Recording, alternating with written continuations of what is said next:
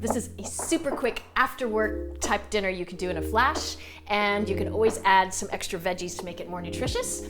I've got some hot cooked udon noodles here. Just gonna pop those in the bowl, and I'm gonna season these up really nicely with some of this amazing tamarind ketchup. So quite a generous amount. Get them really nice and tasty. Give those a stir. Gonna add some toasted sesame oil as well.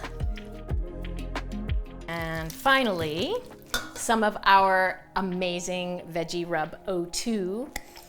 Not a whole lot because it's already a little bit salty, but I'm just gonna give that a little bit of a sprinkle and a stir. Now to finish this off quickly while it's still hot, just pop the noodles in.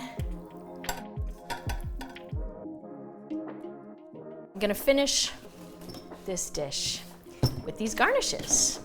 Coriander, peanuts, and chili. Dinner is served. Tamarind and peanut noodles.